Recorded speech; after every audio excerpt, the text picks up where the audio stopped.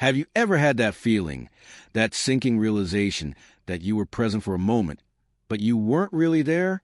You saw everything, but you observed nothing.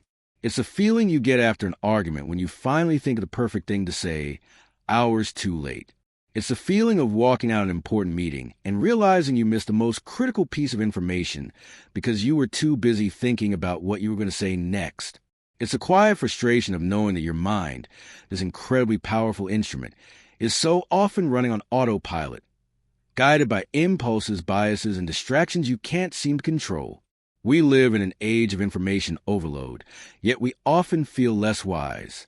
We have access to endless facts, but struggle to find the truth. Why is it that we can solve complex problems in our professional lives, but fail to see the obvious patterns in our own behaviors and relationships?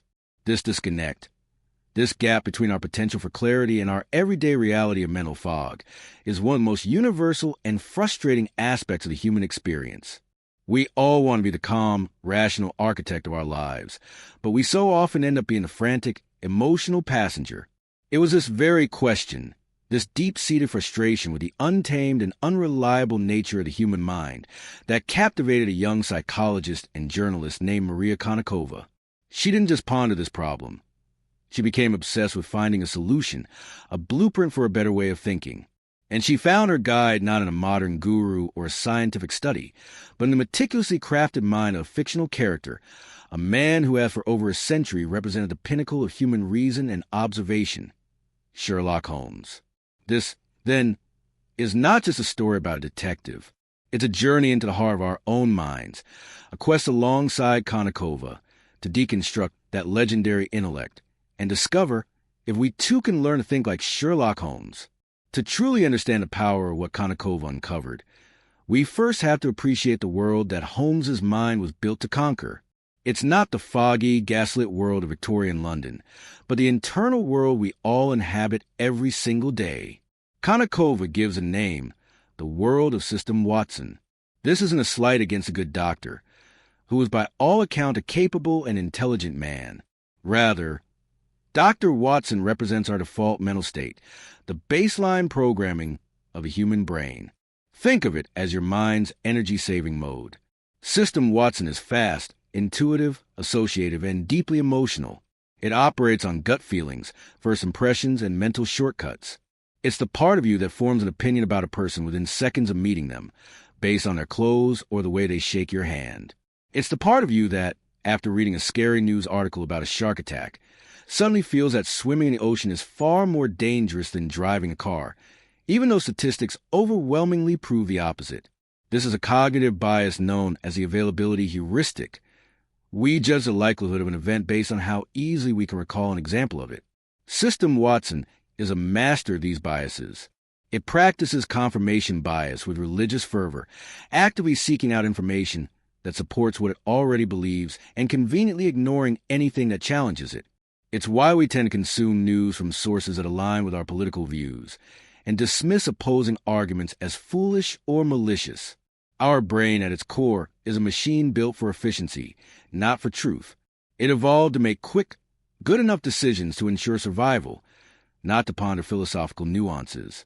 Thinking slowly and deliberately is hard work. It consumes a tremendous amount of glucose and energy. So, our brain creates these shortcuts, these well-worn neural pathways, to automate as much of our thinking as possible. We live most of our lives in the passenger seat, letting System Watson handle the driving. The stakes of this unconscious existence are immense. It leads to flawed financial decisions, preventable arguments, and a gallery of missed opportunities that we only recognize in hindsight. It creates a reality distorted by our own prejudices and assumptions. This is the intellectual fog Konnikova set out to navigate. Her quest wasn't just an academic curiosity. It was a search for an antidote to the very limitations of our own cognitive architecture. The challenge she and all of us face is that we are fighting against the current of our own nature. To think like Holmes is to choose the difficult, energy-intensive path over the easy one. To consciously override the automatic programming that governs our every moment is an act of rebellion against our own lazy brains. The first step in this rebellion, The foundational breakthrough in Konnikova's investigation into the Holmesian mind is deceptively simple. It is the principle of observation. But this isn't the passive act of letting light enter your eyes. It is a disciplined, active, and mindful process of truly seeing what is in front of you. Holmes's genius begins not with a brilliant deduction, but with a quiet moment of pure, unadulterated attention. We see this time and again. When a new client arrives at 221B Baker Street, Dr. Watson sees a flustered woman or a concerned gentleman. He sees a general outline. Holmes, however, sees the calluses on a man's hands that tell his trade, the specific type of clay on his boots that reveals where in London he has been, the slight tremor in his fingers that speaks of his recent distress. These are not guesses. They are data points.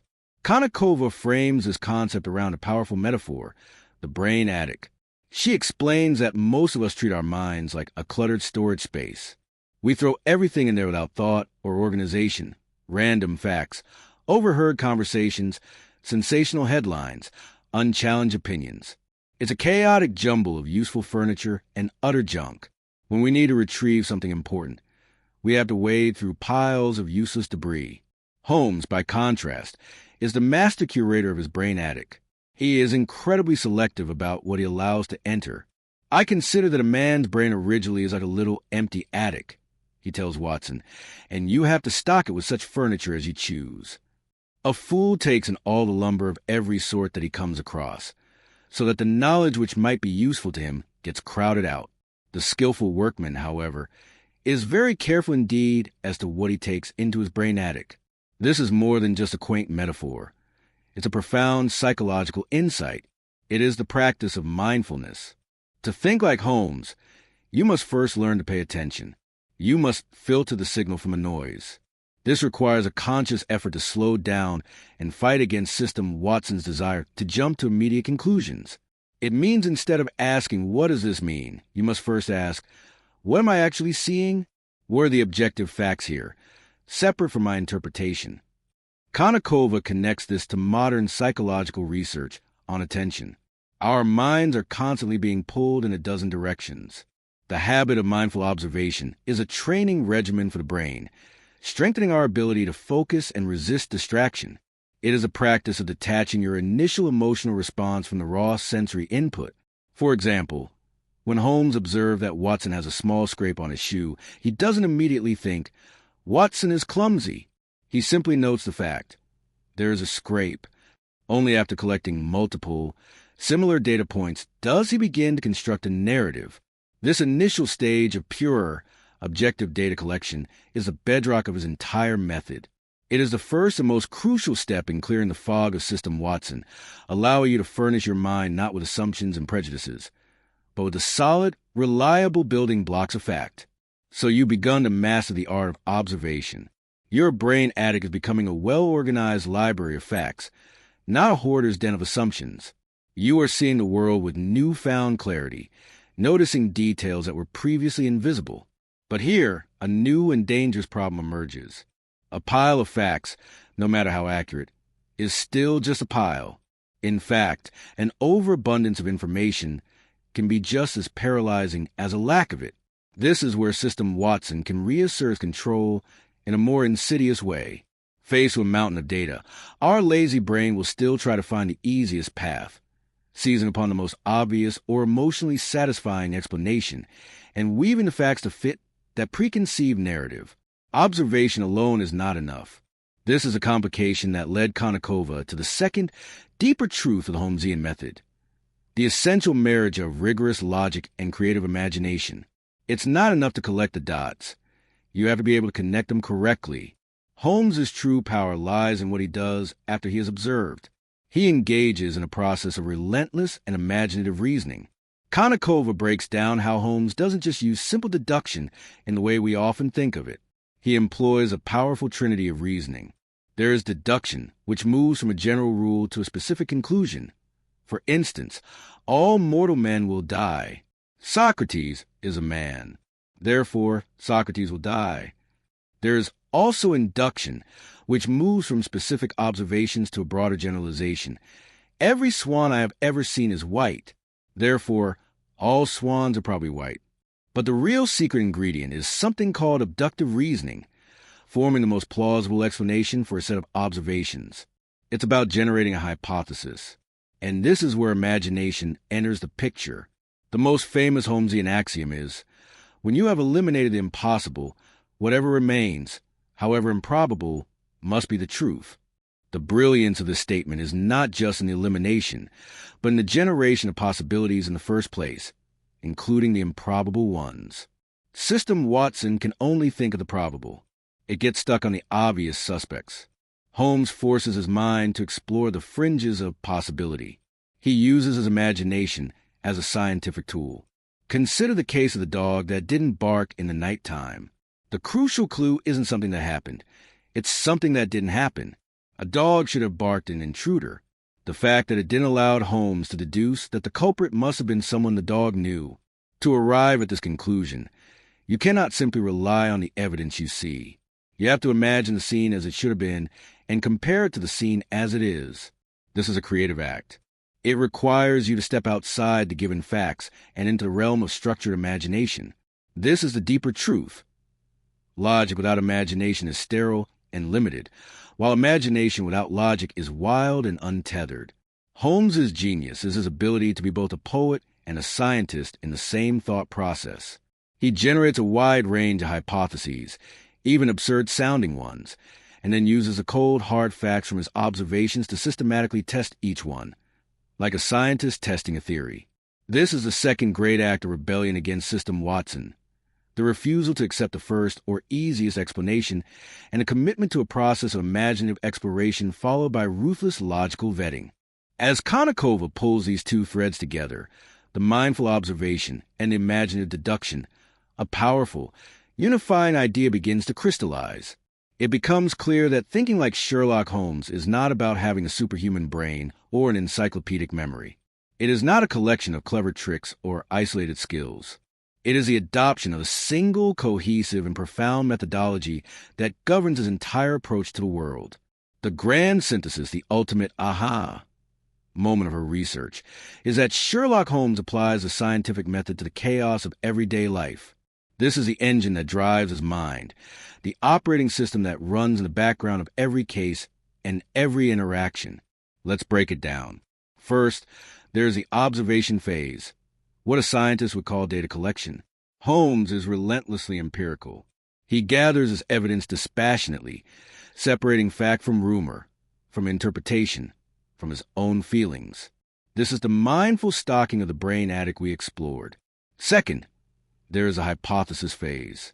Based on his initial observations, he doesn't form a conclusion.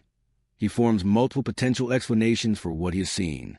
This is where his creative imagination is unleashed, generating every possibility from the mundane to the seemingly outlandish. Third, and this is the crucial step that separates him from Watson and from us, is the testing phase. He takes each hypothesis and rigorously tests it against the evidence. But here's the key. Unlike System Watson, which seeks to confirm his beliefs, Holmes actively tries to disprove his own theories. He hunts for the piece of evidence that will shatter his favorite explanation. This is the very essence of scientific integrity and intellectual humility.